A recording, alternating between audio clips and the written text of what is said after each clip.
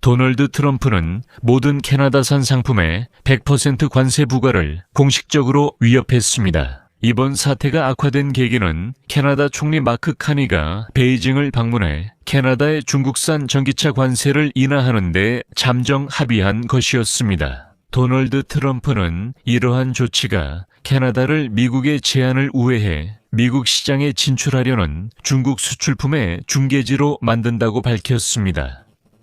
트럼프의 발언은 이미 캐나다 달러의 급락을 초래했고 워싱턴과 오타와 간의 관계에 심각한 위기를 불러왔습니다.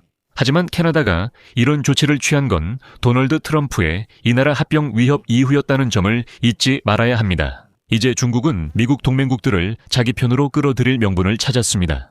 예를 들어 중국이 그렇습니다. 중국은 트럼프가 대서양 동맹에 남긴 분열을 이용해 그가 그린란드를 점령하려는 시도를 비난하고 중국과의 신뢰할 수 있는 무역 파트너십을 약속하며 미국의 동맹국들을 끌어들이려 했습니다. 미국과는 다르다는 식으로 말이죠. 그래서 이 주제를 지금 함께 이야기해 봅시다. 캐나다 관세 문제뿐 아니라 트럼프 정책의 세계적 영향, 중국이 동맹국을 자기 편으로 끌어들이려는 점도 살펴보겠습니다. 제 이름은 알렉세이 피치입니다. 이 주제에 더 깊이 들어가 봅시다. 하지만 본격적으로 시작하기 전에 채널 구독과 좋아요, 그리고 이 영상 아래에 댓글을 남겨주시길 부탁드립니다. 제 텔레그램 채널 피치뉴스도 구독해주세요. 링크는 영상 설명란에 있으며 최신 소식을 실시간으로 전해드립니다. 자, 이미 아시다시피 캐나다는 중국과 어느 정도 가까워지기로 했습니다.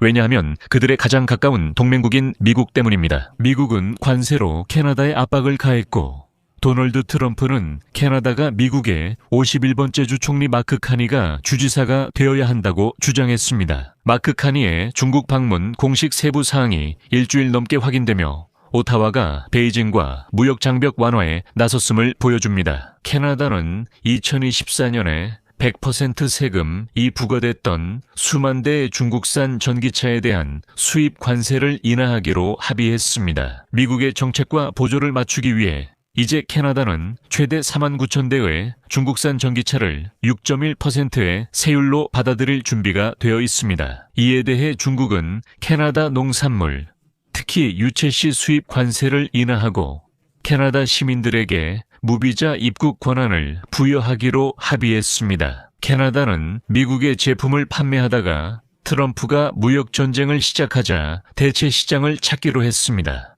중국과 캐나다 간의 거래는 강조하지만 아직 예비적인 단계입니다.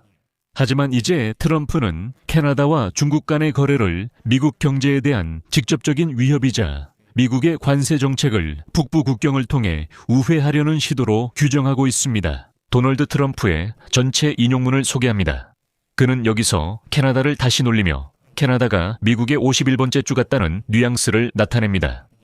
인용문입니다. 만약 주지사 마크 카니가 캐나다를 중국 상품과 제품의 환적지로 만들 수 있다고 생각한다면 그는 크게 착각하고 있는 것입니다. 중국은 캐나다를 산채로 집어삼킬 것이며 비즈니스, 사회 구조, 그리고 전반적인 생활 방식까지 완전히 파괴하면서 완전히 흡수할 것입니다. 만약 캐나다가 중국과 거래를 체결한다면 미국으로 들어오는 모든 캐나다 상품과 제품에 즉시 100% 관세가 부과될 것입니다. 그러나 이후 도널드 트럼프는 완전히 어린애처럼 굴었습니다. 왜냐하면 미국 대통령이 공식적으로 캐나다가 평화위원회, 즉 트럼프 주도로 만들어진 세계 위기 해결을 위한 새로운 기구에서 제외되었다고 확인했기 때문입니다. 이 결정의 한 이유는 마크 카니가 미국 골든돔 프로젝트 지지를 공개적으로 거부했기 때문입니다.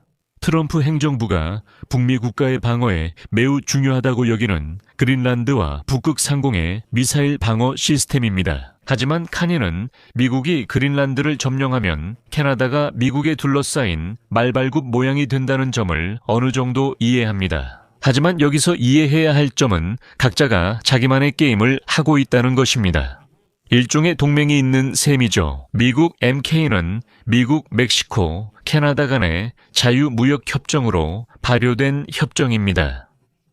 이 협정은 무역 규칙을 현대화하고 자동차 산업 규정, 지적재산권 보호, 디지털 무역 기준을 강화합니다. USMK.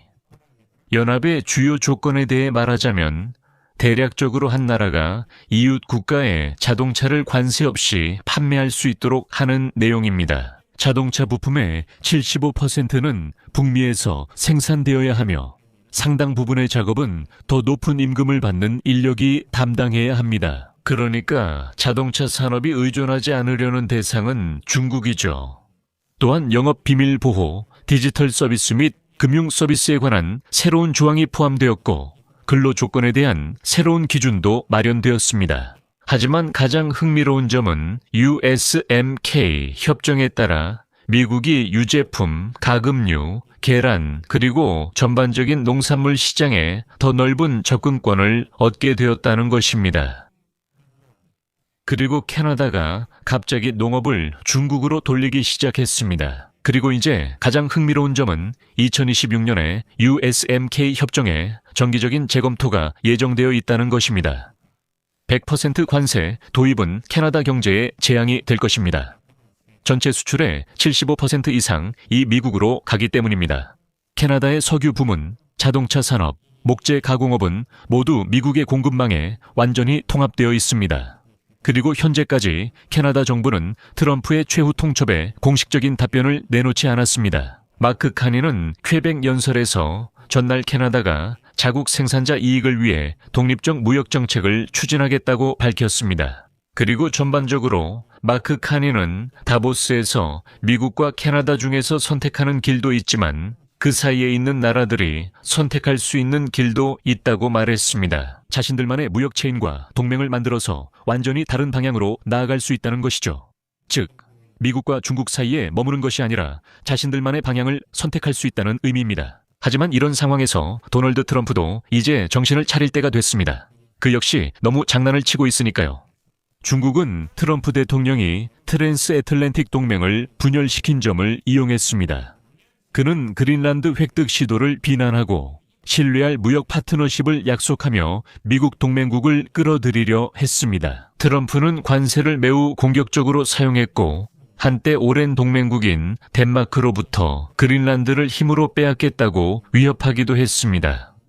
베이징은 이 기회를 이용해 보려고 결정했습니다. 이번 주에 중국 국무원 부총리 허리펑이 다보스 경제 포럼에서 연설을 했는데 그 연설에서 일방주의와 보호무역주의의 증가를 비판하면서 동시에 중국을 전 세계의 이로운 존재로 묘사했습니다. 이제 그의 간결한 인용문을 소개하겠습니다. 중국은 다른 나라들에게 경쟁자가 아니라 무역 파트너이며 중국의 발전은 세계 경제의 위협이 아니라 기회입니다. 여기서 분명한 것은 중국이 대서양 횡단 관계의 단절을 하나의 기회로 보고 있다는 점입니다. 중국은 전기차 관세 인하와 같은 실질적인 이익을 얻기 위해 주요 무역 파트너들과의 관계를 개선하기를 기대하고 있습니다. 그리고 캐나다와는 이미 거의 성공할 뻔했지만 여기서 주목할 점은 캐나다만이 중국을 바라보고 있는 것이 아니라는 것입니다. 영국 총리 키어 스타머는 이달 말 베이징을 방문할 예정인데 이는 런던에 새로운 대형 중국 대사관 건설이 승인되어 양국 간의 긴장 지점을 완화한 직후입니다. 독일 총리 프리드리히 메르츠도 다음 달 중국을 방문할 것으로 예상되며 프랑스 대통령 에마누엘 마크롱은 이미 지난해 12월 초에 중국을 방문했습니다. 즉, 유럽인들은 도널드 트럼프가 동맹국들을 공격하는 동안 중국에서 분위기를 살피고 있으며 중국에서는 도널드 트럼프를 겨냥해 현재 미국이 순수하게 자원을 채굴하는 초강대국이라고 비꼬았습니다. 이어서 중국 국영 언론 신화통신의 인용문을 말씀드리겠습니다. 세계 지도는 더 이상 동맹과 주권의 정치적 도식이 아니라 거칠게 자산만을 나열한 목록일 뿐이다. 국가의 지위가 동맹이든 경쟁자이든 중립국이든 그건 중요하지 않다. 그보다 더 근본적인 문제는 그 나라가 얼마나 유용한가 하는 것이다. 이 메시지는 이미 개발도상국에서 공감받고 있다. 트럼프가 국가안보와 자원 채굴을 위해 그린란드가 필요하다고 말했기 때문이다. 그래서 지금 중국은 도널드 트럼프가 일으킨 혼란을 적극적으로 이용하려 하고 있다. 여기서는 말을 줄이겠습니다. 의견과 결론을 댓글로 남기고 구독, 알림 설정, 좋아요도 잊지 마세요. 오늘은 여기까지입니다. 건강 조심하시고 모두 안녕히 계세요.